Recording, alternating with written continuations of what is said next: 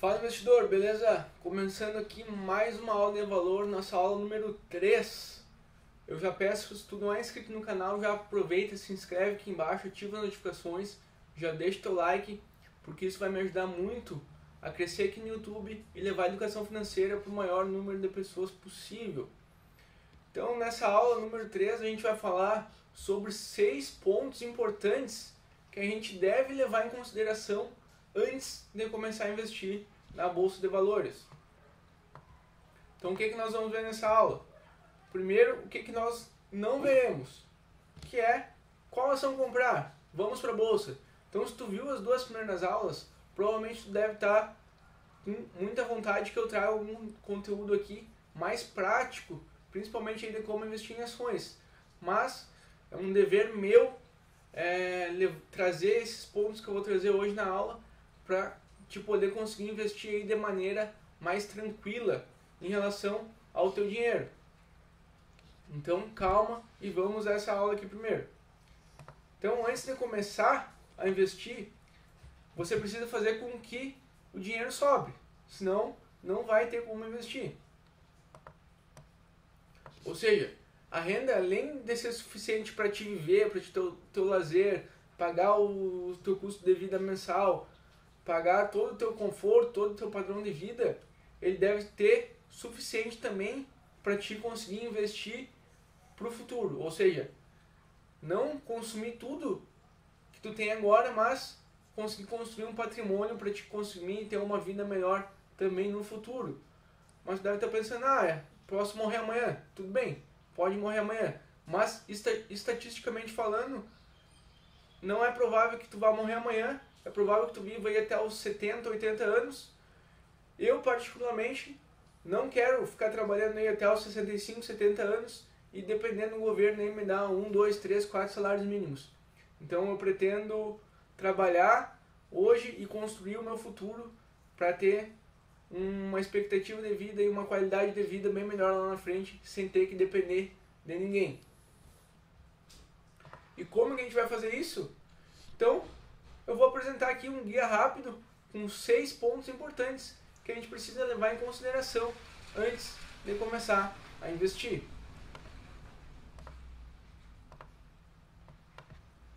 E o ponto número 1 é o nosso comportamento.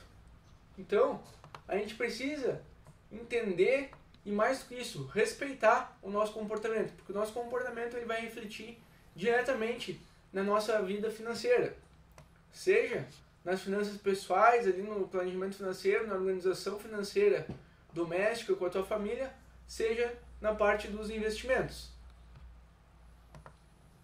Então, você precisa conhecer o seu porquê, conhecer o seu comportamento.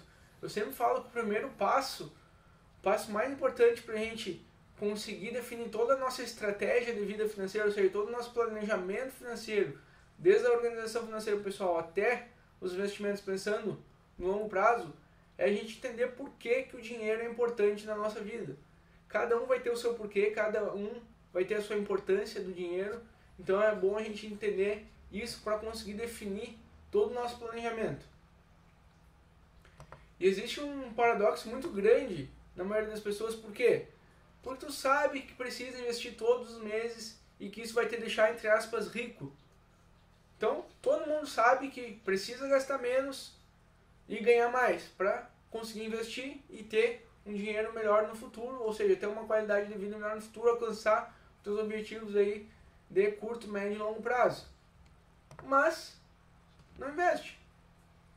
Hoje, na Bolsa de Valores aí tem um pouco mais, deve ter quase 2 milhões de CPFs na bolsa, um país aí com 210, 220 milhões de habitantes. 1% da população, nem isso. Então é complicado. Então as pessoas, apesar de saberem tudo isso, apesar de saberem de todos os benefícios que o investimento pode trazer na vida, elas não investem. Outra coisa, você sabe que pegar dinheiro emprestado, contrair dívidas, fazer empréstimos, financiamentos é ruim, que vai prejudicar o teu andamento financeiro. Mas o que tu faz? Vai lá e faz um empréstimo, vai lá e faz um financiamento. Muito por conta do imediatismo, muito por coisa de tu querer as coisas para ontem. Eu digo que as pessoas não querem as coisas nem para hoje, elas querem as coisas para ontem. Então tu vai lá, tu financia um carro que tu não tem condições de pagar hoje, tu vai lá, financia um imóvel que tu não tem condições de pagar hoje, e assim tu acaba arruinando a tua vida financeira por causa dessas decisões aí equivocadas que tu tem, e com certeza vai se refletir cada vez mais no futuro. Então, o dinheiro pelo dinheiro ele nunca será suficiente. A gente tem que entender quais são os nossos sonhos, quais são as nossas metas, né? E transformar elas em objetivos financeiros tangíveis. Então, esses objetivos têm que ter o que é esse objetivo, quando que tu quer atingir esse objetivo e como que tu vai atingir esse objetivo. Então, ele tem que estar bem definido para não ficar nada muito disperso, nada muito subjetivo, e a gente acaba se perdendo aí no meio do caminho. Então, como a gente já viu ali, só investe quem consegue poupar, e a capacidade de poupar está extremamente ligada com o nosso comportamento, com as nossas decisões financeiras. Uma coisa que eu não botei aqui, mas o nosso comportamento também está ligado muito aos investimentos. Não botei aqui porque a parte do investir está mais na frente, mas eu já vou adiantar aqui que muita coisa da nossa vida vai se refletir na nossa tolerância ao risco na hora de investir. Então, se tu é uma pessoa insegura, se tu é uma pessoa que tem medo, provavelmente tu vai ter medo, vai ter uma insegurança maior na hora de investir, principalmente em renda variável, que são investimentos aí com um risco um pouco maior que os investimentos em renda fixa. Então, já fica aqui essa dica para a hora que tu for começar a investir, que o teu comportamento também vai influenciar diretamente lá na tua tolerância ao risco. E aqui, tudo isso da gente entender o nosso comportamento e a importância do dinheiro na nossa vida é o que a gente vai conseguir alinhar com todas as nossas decisões financeiras. Então, todo o nosso planejamento financeiro vai partir do nosso comportamento, da importância do dinheiro na nossa vida e dos nossos objetivos financeiros. Ponto número 2 que a gente deve considerar antes de investir, e deve saber que a renda vem do nosso trabalho. A renda vem do trabalho, não dos investimentos. Tem muita gente que pergunta, quando que eu vou começar a viver dos investimentos? Cara, vai demorar, a não ser que tu tenha capacidade muito grande de fazer aporte, ou a não ser que o teu objetivo seja muito pequeno. Então, por isso que a gente tem que sempre pensar no longo prazo, porque é a realidade da maioria das pessoas, é o longo prazo, é investir pouco, no começo pelo menos é investir pouco, geralmente quando está entrando no mercado de trabalho, o teu salário é baixo, então a gente deve sempre pensar num pequeno e depois ir aumentando conforme o tempo e também conforme a nossa realidade e aquilo que a gente vai conseguir construir na nossa vida. Mas Bruno, eu não estou investindo para viver rendimentos dos meus investimentos, não estou investindo para minha liberdade financeira. Sim, está investindo para a tua liberdade financeira, com certeza. Mas exatamente, viver dos rendimentos remete ao futuro. A gente não vai conseguir ter um patrimônio suficiente para viver de rendimentos hoje. A não ser, claro, que por algum motivo tu tenha um montante exorbitante de capital e tu consiga aí viver de investimentos. Tem uma continha de padaria que tu pode fazer que é a seguinte: multiplica a renda passiva mensal que tu quer ter por mês por 300. E esse, teoricamente, vai ser um montante com segurança aí para ti conseguir viver desses rendimentos. Um exemplo, se eu quero ter uma renda passiva de 5 mil por mês, eu multiplico esses 5 mil por mês por 300.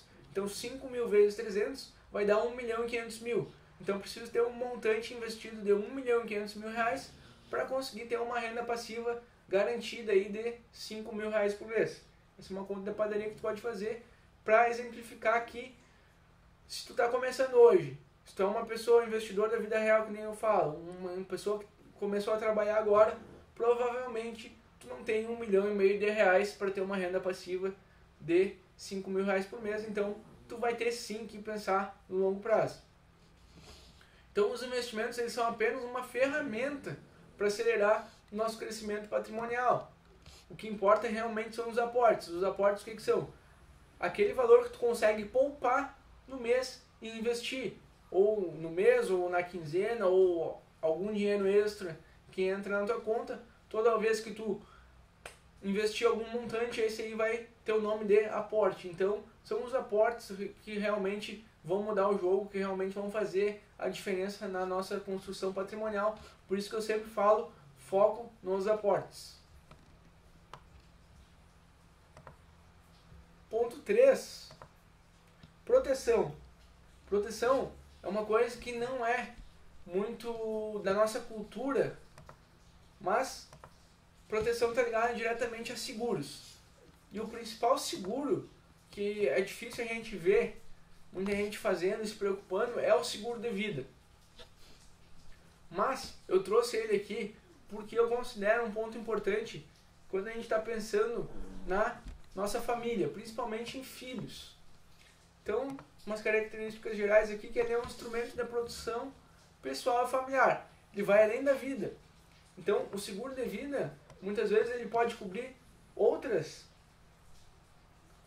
males aí que podem atrapalhar a nossa capacidade de trazer renda para dentro da nossa casa, que é uma invalidez por acidente, alguma invalidez funcional permanente da doença, invalidez laborativa permanente, doenças graves, diária por alguma incapacidade temporária, algum acidente que tu acabou se envolvendo, entre outras coisas. Então, um seguro de vida ele vai trazer justamente uma proteção para a tua família, porque muita gente investe e quer construir o patrimônio para ter essa proteção, para ter essa segurança. Então, tu pode ter um seguro para conseguir cobrir isso no tempo que os teus investimentos ainda não são suficientes para trazer essa segurança para a tua família. E por que contratar? Para proteção familiar, quando o segurado possui necessidade de proteger pessoas que dependem financeiramente dele. Por isso que eu digo, às vezes um casal jovem, recentemente, por exemplo, eu e minha esposa, hoje a gente não tem seguro de vida. Por quê? Porque eu tenho capacidade laborativa, ela também tem. Deus o livre aí, na falta de um de nós, o outro vai ter totais condições de se manter financeiramente trabalhando. Agora, no momento que a gente tiver um filho, eu vou querer fazer um seguro de vida para justamente proteger o meu filho na minha falta. Eu ainda tenho uma particularidade que eu sou bombeiro militar, então eu estou diretamente exposto ao risco. Claro que tem todas as condições de segurança, mas a gente está na linha de frente aí para situações mais perigosas aí de atendimento aí aos primeiros socorros. Então é um aspecto que me traz uma, como é que eu vou dizer, uma insegurança maior, de repente eu poder faltar aí para minha família. Então eu vou querer sim trazer uma segurança maior para eles. E é um instrumento também de sucessão. Geralmente os seguros de vida eles conseguem vir mais rápido aí quando acontece algum falecimento. O resgate aí desse montante do seguro também não precisa entrar em inventário, nada disso. Então é algo mais rápido da gente conseguir para dar esse suporte para nossa família. Além de ser a proteção pessoal aqui, justamente por essas questões que eu falei anteriormente. É indicado para todo mundo? Sim. Se você não tem patrimônio suficiente para deixar para os seus filhos, com o intuito de dar suporte financeiro para eles, que é a tecla que eu venho batendo aqui. É para você. Então, se tu tem essa necessidade de deixar segurança para tua família, é para você. Não. Quando não há essa necessidade latente, ou seja, no meu caso hoje, eu não tenho essa necessidade porque eu não tenho alguém que dependa financeiramente de mim, porque a minha esposa hoje ela tem plenas condições de trabalhar e ganhar dinheiro e se manter caso eu venha a faltar. É melhor economizar o valor do seguro para a construção patrimonial, reserva de emergência e independência financeira. Então, nesse caso, é melhor a gente economizar esse custo que vai trazer o seguro e ir montando aí a nossa reserva de emergência e também construindo a nossa independência financeira. O ponto que eu trago aqui para quem for fazer o seguro de vida, justamente aqui no montante que tu acha necessário para deixar para tua família. Vamos supor que tu acha que seja necessário deixar R$1 milhão para tua família, caso tu venha a falecer, tu venha a faltar aí para eles e eles dependam financeiramente de ti. Então vamos supor que o valor é R$1 milhão e tu já tenha construído aí um patrimônio de 300 mil. Então o que tu vai fazer?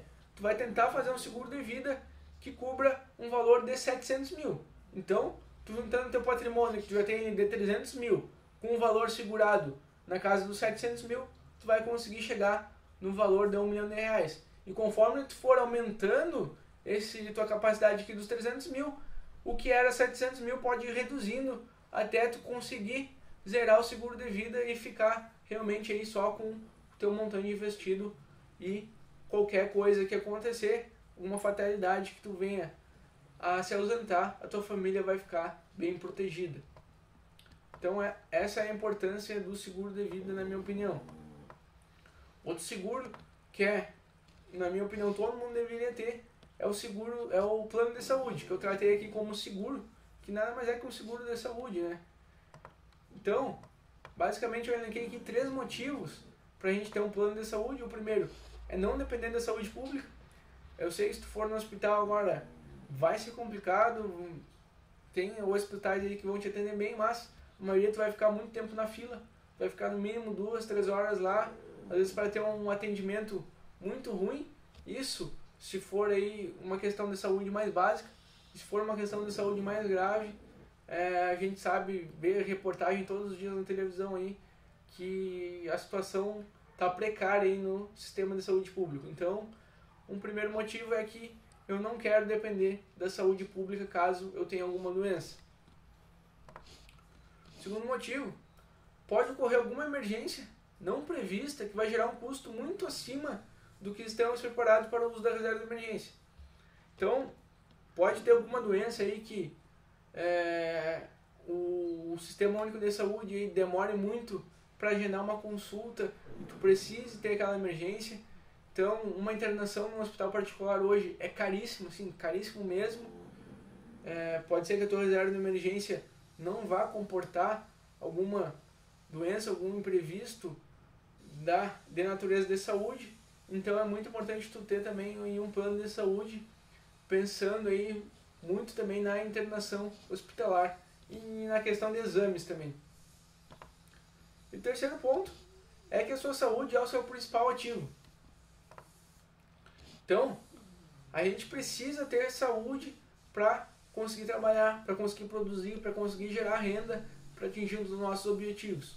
Então, a saúde aí é o carro-chefe para a gente conseguir gerar renda e fazer os nossos aportes pensando nos nossos objetivos financeiros, na segurança da nossa família.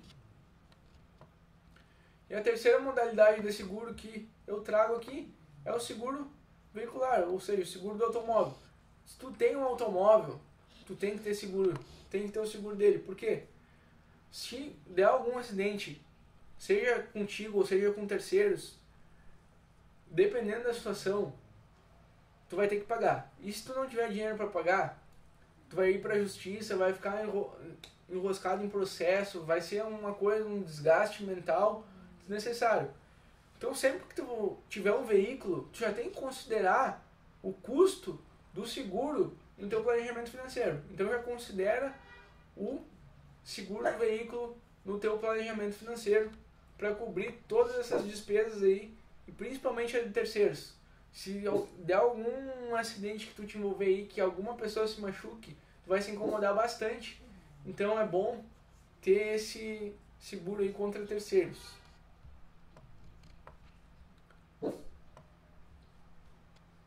Então esse foi o ponto 3 que eu trouxe aqui. Ponto 4. Poupe entre 10% e 30% da sua renda. Se tu nunca poupar nada do que tu ganha, tu sempre vai ser pobre, mesmo andando de carrão. O que eu quero dizer com isso? Cara, se tu ganhar R$1.000 e gastar R$1.000, tu vai estar no 0 a 0. Se tu ganhar R$10.000 e gastar R$10.000, tu vai estar sempre no 0 a 0. Se tu ganhar R$50.000 e gastar todos os R$50.000, tu vai estar sempre no 0 a 0. Tu vai estar sempre correndo atrás da máquina. Tu vai estar ali na corrida dos ratos que o Robert Kiyosaki sempre fala.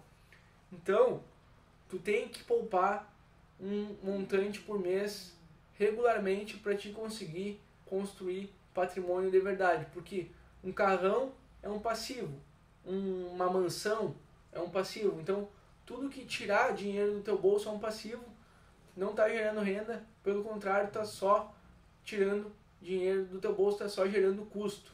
Então, é muito importante a gente ter essa capacidade de poupar, ter esse hábito de poupar, e aquela primeira regrinha, né? Sempre paga esse primeiro. Então, sempre separa um montante ali do teu salário, do teu prolabore para te conseguir poupar. E esse deve ser o mínimo a ser poupado aí da tua receita líquida total. Pessoas físicas comuns, autônomos, CLT, servidores públicos, pequenos empresários devem tentar poupar aí entre 10% e 30% da renda.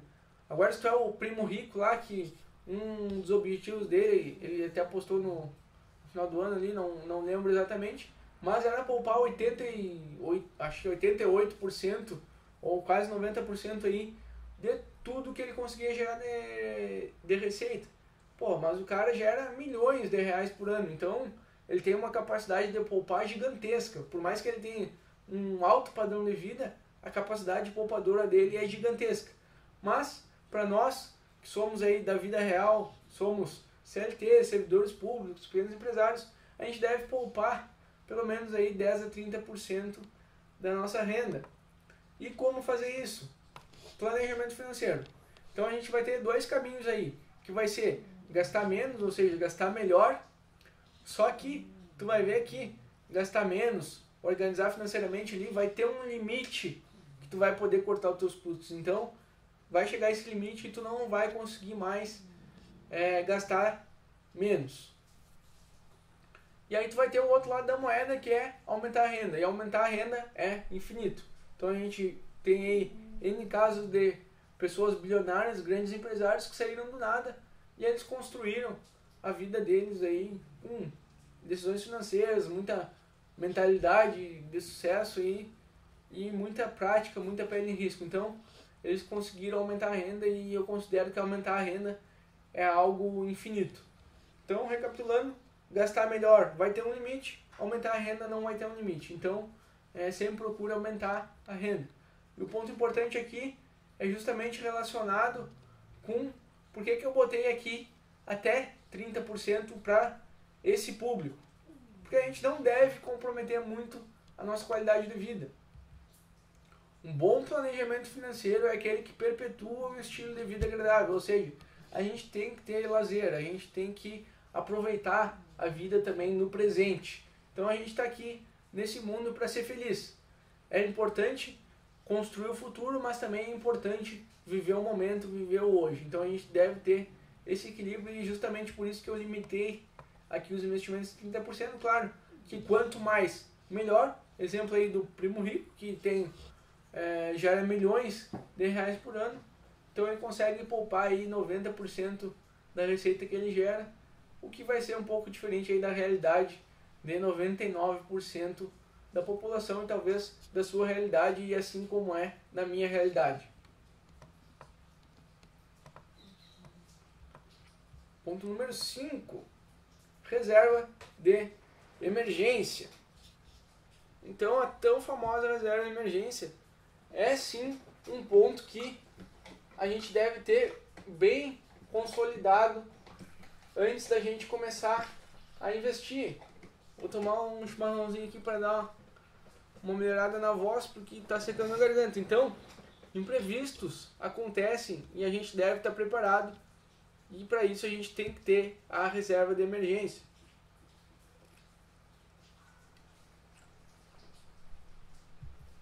Então, alguns dos principais imprevistos que a gente vê aí no dia a dia que vão nos permitir usar a reserva de emergência é alguma doença, ser demitido,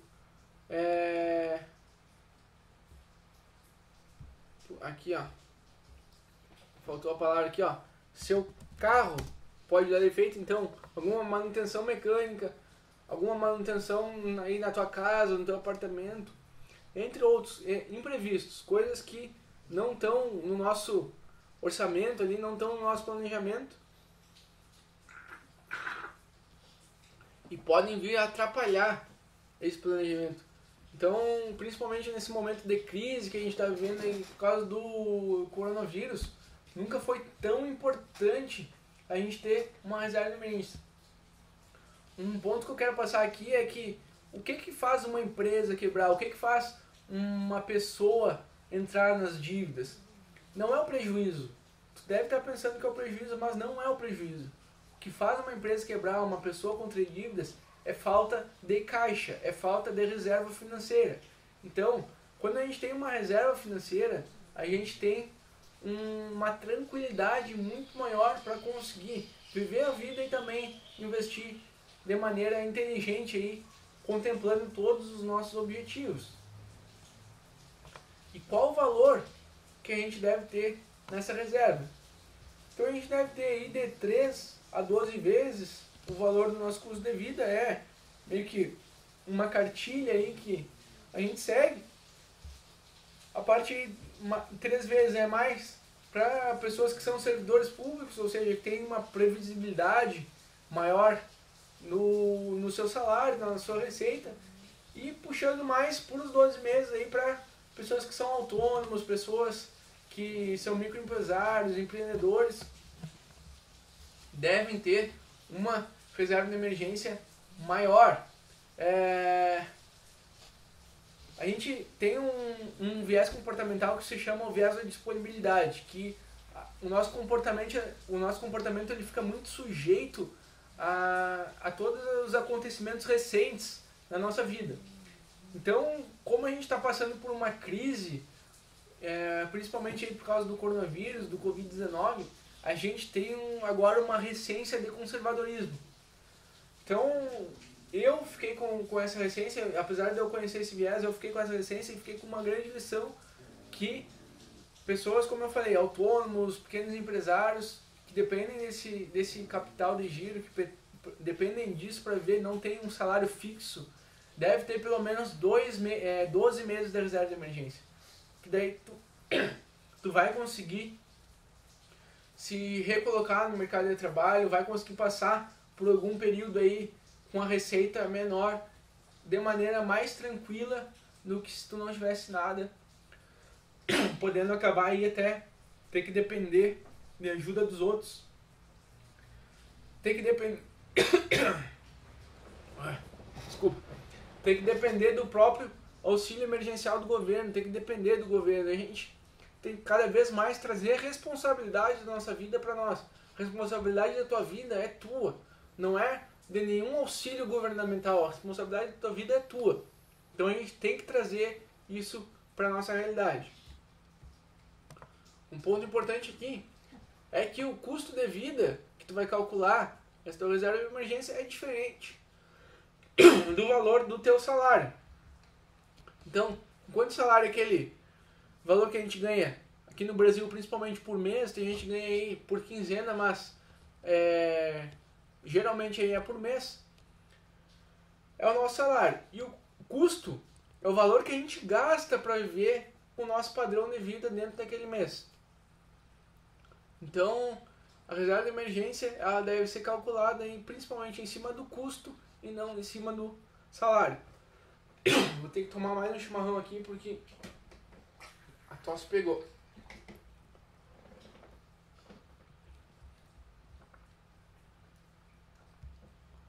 E onde que a gente deve começar a juntar essa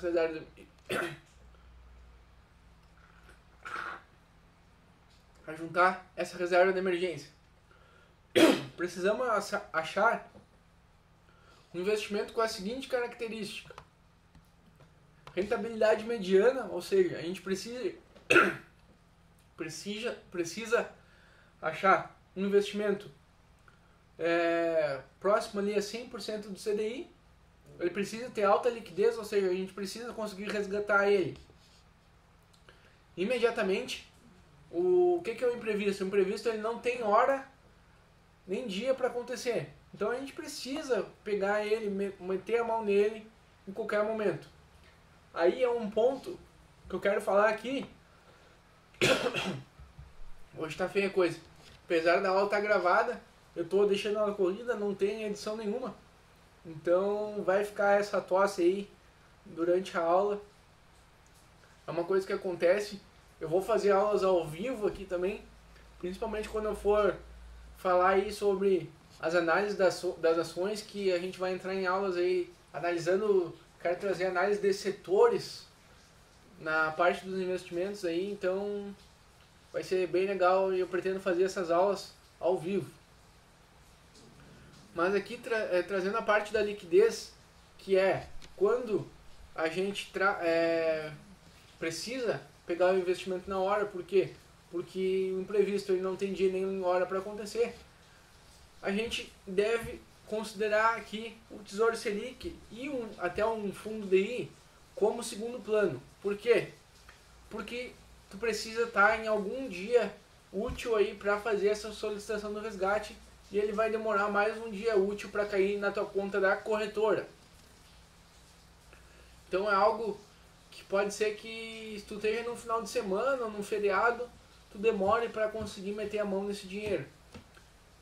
Então eu particularmente uso a NuConta para a minha reserva de emergência.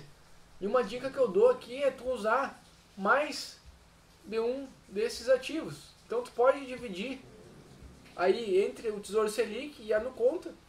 Tu deixa um montante ali, por exemplo, um mês do teu custo de vida na NuConta, que é um ativo que tu pode mexer a qualquer hora. Tu consegue ter essa liquidez aí na NuConta e pode deixar o resto lá no Tesouro Selic, e aí quando tu precisar de um montante maior, tu vai poder ter essa disponibilidade aí de esperar um dia útil para cair na tua conta.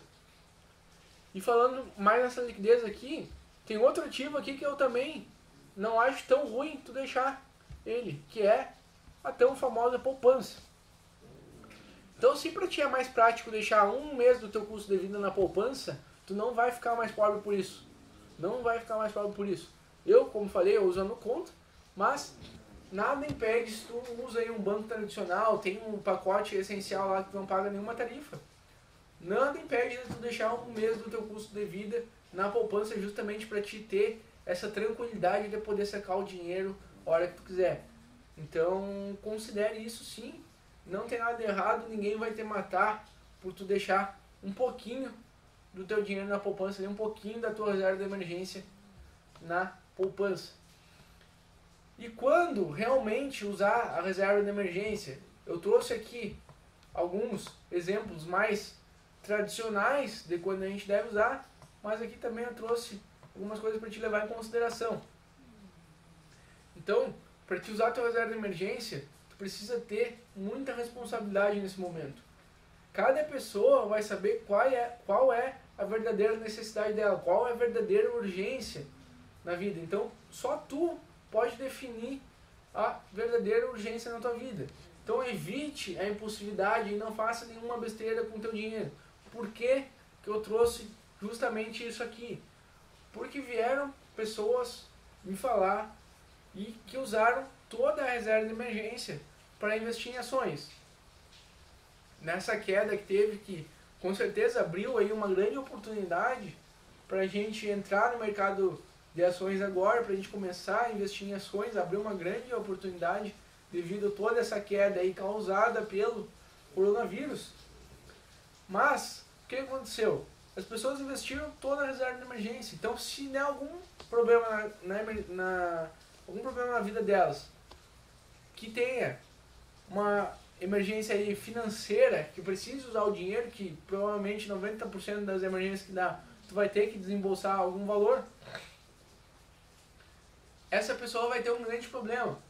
Porque essas mesmas pessoas que vieram falar comigo que compraram ações, elas compraram quando a bolsa caiu ali cerca de 10%. Então elas foram lá e já queimaram toda a reserva, achando que logo em seguida a bolsa ia recuperar, ia voltar a crescer, porque mais uma vez, com o viés da disponibilidade, em 2019 o Ibovespa teve uma valorização ainda mais de 30%, praticamente qualquer ativo que tu colocava dinheiro lá se valorizava e tu acabava tendo uma boa rentabilidade. E quando a bolsa caiu 10% ali, de 119 mil pontos ali para 108, 105, muita gente queimou a reserva de emergência achando que ela ia voltar para a casa dos 120 mil e a bolsa acabou caindo ali para os 70 mil pontos. Então, nesse meio tempo, se tiver alguma emergência e a pessoa precise desse dinheiro, ela vai ter que acabar realizando um prejuízo. E, muitas vezes, esse montante não vai ser nem suficiente para conseguir cobrir aquele gasto emergencial. Então, tenha muita responsabilidade quanto à reserva de emergência. Não use ela nesse tipo de atitude que eu acabei de trazer o exemplo ao ar.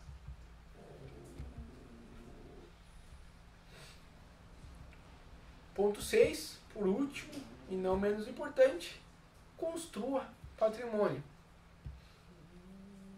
Então, todo excedente que a gente conseguiu poupar aqui de 10 a 30% da nossa renda, após a gente conseguir pagar todas as nossas despesas, manter a nossa qualidade de vida, ter o nosso lazer, a gente vai aí sim investir para os nossos objetivos de curto, médio e longo prazo. Então, os investimentos eles são uma ferramenta muito poderosa na nossa construção patrimonial, em especial os investimentos de renda variável, que são indicados aí para os objetivos de longo prazo. Objetivos de curto e médio prazo, eu não recomendo investir em renda variável, porque o próprio nome diz, a renda variável varia tanto para cima quanto para baixo. Então, tu pode correr o risco de quando chegar a data programada lá para o teu objetivo, tu tenha que acabar realizando um prejuízo, caso tu tenha colocado esse montante aí em renda variável. E a renda variável, basicamente aí para pessoa que é um investidor da vida real, um investidor comum, a gente trabalha aí com dois tipos de investimentos, ações, divididos aí entre ações no Brasil e ações no exterior, principalmente nos Estados Unidos, e fundos imobiliários, que a gente vai acabar falando bastante aqui ao longo das nossas aulas.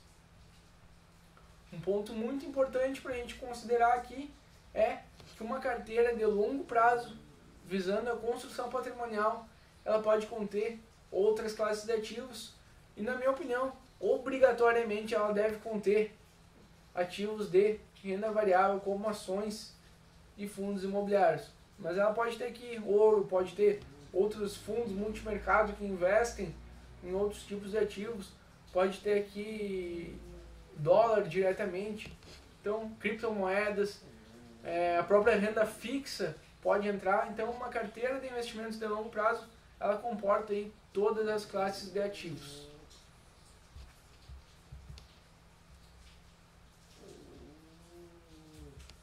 Então nós passamos pelos 6 pontos aqui, só recapitulando. Ponto 1, comportamento. Ponto 2, a renda vem do seu trabalho, não dos investimentos. Ponto 3, proteção, que nada mais são aí que os seguros. Considere ter um seguro de vida, um plano de saúde, um seguro para o automóvel. Poupar pelo menos entre 10% e 30% da renda. Quanto mais a gente conseguir poupar, melhor.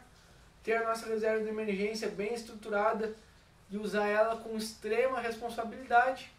E construir patrimônio através dos investimentos, considerando muito aí para o longo prazo a renda variável, ações no Brasil, ações no exterior e fundos imobiliários. Finalizando a nossa aula número 3, então, se você assistiu às nossas 2 primeiras aulas, onde eu falei sobre o que são ações, e a aula 2 eu falei sobre os indicadores que a gente deve analisar para poder fazer a nossa seleção de ações, para a gente considerar ali para o nosso Factor Investing e escolher as melhores ações de acordo com os indicadores que a gente considera mais importantes na nossa metodologia.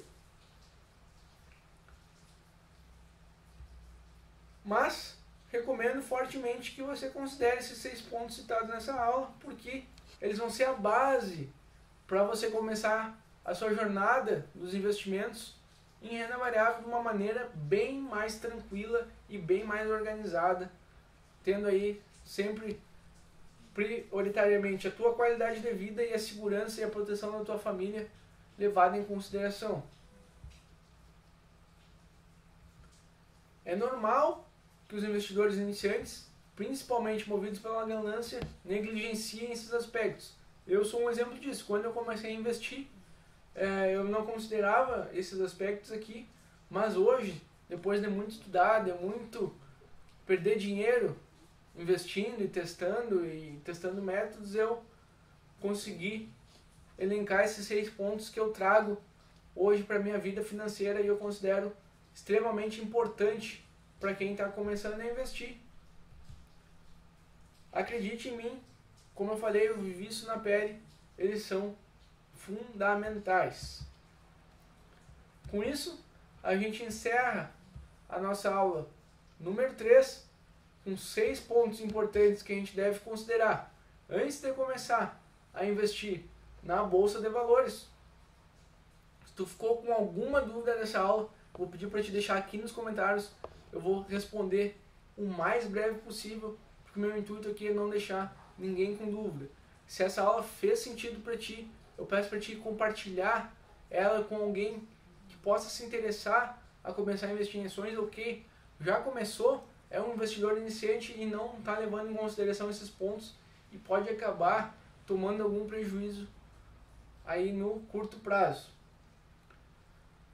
Por hoje é isso, espero você terça-feira que vem, 20 horas, na nossa próxima aula de valor. Um abraço e até lá!